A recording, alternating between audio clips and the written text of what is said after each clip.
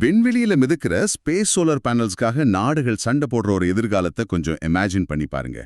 கேட்க ஒரு சைஃபை படம் மாதிரி இருந்தாலும் இதற்கான அடித்தளத்தை இந்தியா இப்போதே அமைக்க தொடங்கிடுச்சுன்னு தான் சொல்லணும். ஆமா, கரெக்ட். இது மாதிரியான பல ஆச்சரியமான விஷயங்களை இன்னைக்கு நாம அலச போறோம். காம்படிட்டிவ் எக்ஸாம்ஸ்க்கு ப்ரிப்பேர் பண்றவங்களுக்கான சிறப்பான ஆழமான அலசலுக்கு வரவேற்பு. எந்த முன்னுரையும் இல்லாம நேரடியாக இன்றைய April 4, 2026க்கான கரண்ட் அஃபேர்ஸ் இன்டெலிஜென்ஸ் டெர்மினல்குள் நுழையலாம். கண்டிப்பா. இன்னைக்கு ஈகானமி, டிஃபென்ஸ், கவர்னன்ஸ், அப்புறம் குளோபல் ரிலேஷன்ஸ் என அனைத்தையும் பேங்கிங் மற்றும் யூபிஎஸ்சி தேர்வு நோக்கில் ஆழமா விவாதிக்க போறோம். ஆரம்பிக்கிறதுக்கு முன்னாடி உங்க ப்ரிப்பரேஷனுக்கு தேவையான ரெகுலர் அப்டேட்ஸ்க்கு டிஸ்கிரிப்ஷன்ல உள்ள லிங்கை பயன்படுத்தி நம்ம டெலிகிராம் சேனல்ல இணையம் மறந்துடாதீங்க. சரி, முதல்ல economy and banking. UPI velocity March 2026 data பாத்தீங்களா? 64 பில்லியன் டிரான்சாக்ஷன்ஸ் நடந்திருக்கு.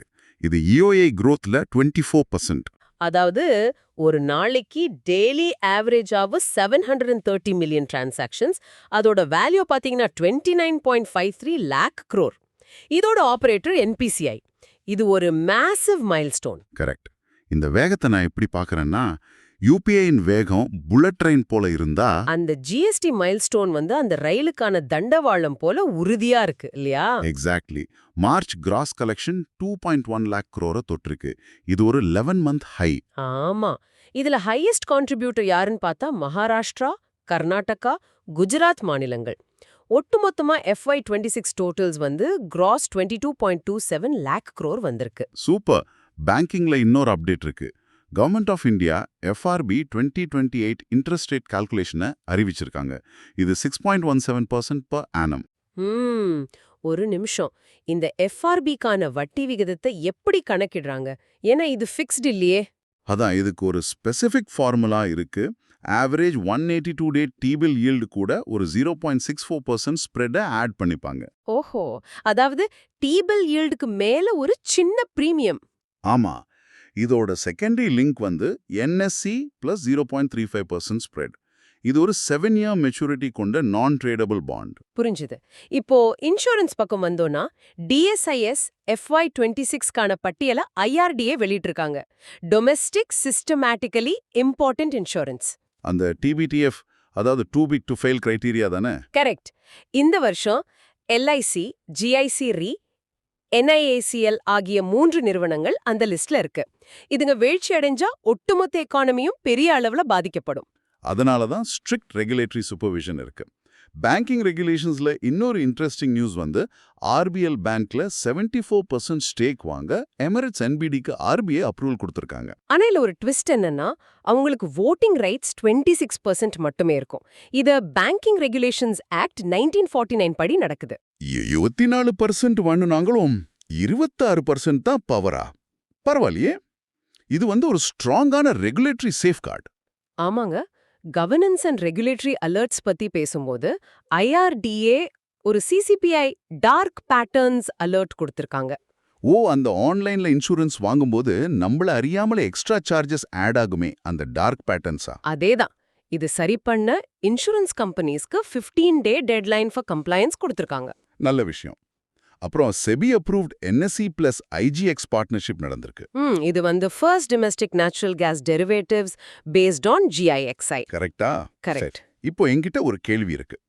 ஆரம்பத்துல டிஜிட்டல் பிளாட்ஃபார்ம்ஸ்க்கு 6 hour automatic lock out rule வரும்னு சொன்னாங்களே, அது என்ன ஆச்சு? அது பிராக்டிக்கலா இல்லன்னு ஏப்ரல் 2026ல ஒரு பாலிசி பிவிட் பண்ணிட்டாங்க. அதுக்கு பதிலா இப்போ ரிஸ்க் பேஸ்ட் மெக்கானிசம் கொண்டு வந்திருக்காங்க.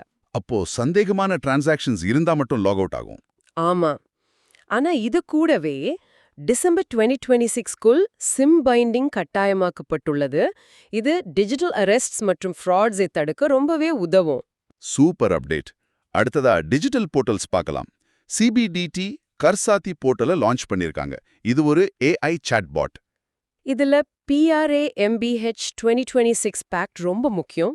கம்ப்ளையன்ஸ் பர்டனை குறைக்க ரூல்ஸ் 510ல இருந்து 333 ஆகவும் ஃபார்ம்ஸ் 399ல இருந்து 190 ஆகவும் குறைக்கப்பட்டிருக்கு. வாவ், கிட்டத்தட்ட பாதிக்கு பாதி குறைச்சிட்டாங்க. அதே போல பியூரோக்ரஸியை இம்ப்ரூவ் பண்ண மிஷன் கர்மயோகி சாதனா சப்தா 2026 ஏப்ரல் 2 முதல் 8 வரை நடக்குது. PM மோடி இதை லான்ச் பண்ணியிருக்காரு. இதுல 3 pillars and 5 key launches இருக்கு. அதுல AGK AI powered case study suite ரொம்ப ஸ்பெஷல். அப்புறம் டேட்டா மேனேஜ்மெண்ட்டுக்கு MoSPI plus UNRCO SDG dashboard வந்திருக்கு. இதுல இ-சங்கீகி போர்ட்டல் அண்ட் ஆர்க் இருக்கு.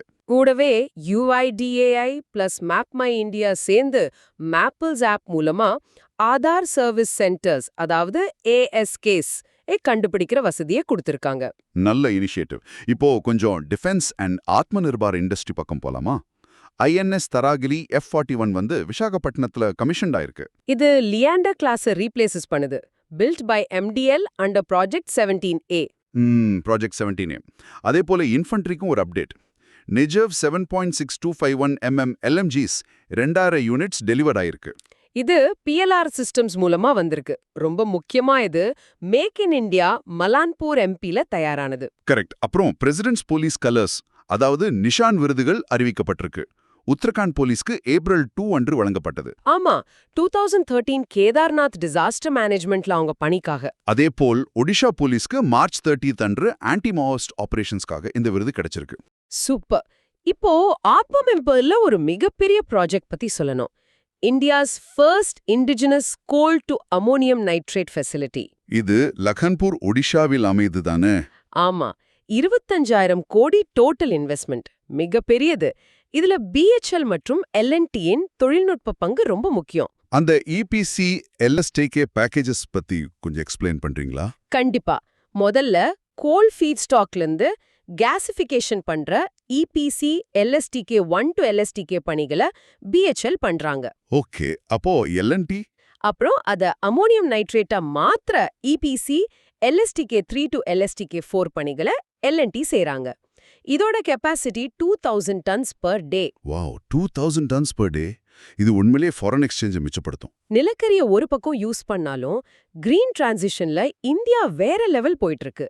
IRENA ரிப்போர்ட் 2025 படி 2025 டோட்டல் கெப்பாசிட்டி எவ்வளவு தெரியுமா? 250.5 gigawatts. இது மூலமா India ranks 3rd globally. Correct. அரகடன் 2025 மட்டும் பாத்தீங்கன்னா +45 gigawatt. இதுல solar +37 gigawatt and wind +6.3 gigawatt. இவ்ளோ கெப்பாசிட்டியை ஸ்டோர் பண்ண பேட்டரி வேணுமே. லித்தியம்க்கு பதிலா டீப் டெக் இனிஷியேட்டிவ்ஸ்ல சோடியம் அயான் கமர்ஷியலைசேஷன் மேல ஃபோக்கஸ் பண்றாங்க. ஆமா, பயோ ஆக்ரிவேஸ்லேருந்து ஹார்ட் கார்பன் எடுத்து இத பண்றாங்க. இது லித்தியம் ஆல்டர்னேட்டிவா செயல்படும். நான் இன்ட்ரோல சொன்ன அந்த ஸ்பேஸ் சோலார் பேனல்ஸ் கூட இதுல வருது. NSIL + த்ருவா ஸ்பேஸ் MOU கையெழுத்தாயிருக்கு. விண்வெளியில சோலார் பேனல்ஸ் இதெல்லாம் நிர்வகிக்க நமக்கு ஸ்கில்டு ஒர்க் ஃபோர்ஸ் வேணும். அதான் எஜுகேஷன் செக்டர்ல நிறைய அப்கிரேட்ஸ். NCERTக்கு டீம் டு பி யூனிவர்சிட்டி தகுதி கிடைச்சிருக்கு. அப்புறம் ஸ்கூல் லெவல்ல CBCA கரிக்குலம் கிளாஸஸ் 3 to 8 வரை கொண்டு வர தர்மேந்திர பிரதான் லான்ச் பண்ணியிருக்காரு. ஹையர் எஜுகேஷன்ல பார்த்தா மைக்ரோசாஃப்ட் AI ஸ்கில் சென்டரை சண்டிகர் யூனிவர்சிட்டியில ஆரம்பிச்சிருக்காங்க. அங்க என்னென்ன சர்டிஃபிகேஷன்ஸ் தராங்க? AZ 900, DP 900, AA 900 இதெல்லாம் ரொம்ப டிமாண்ட் உள்ள சர்டிஃபிகேஷன்ஸ்.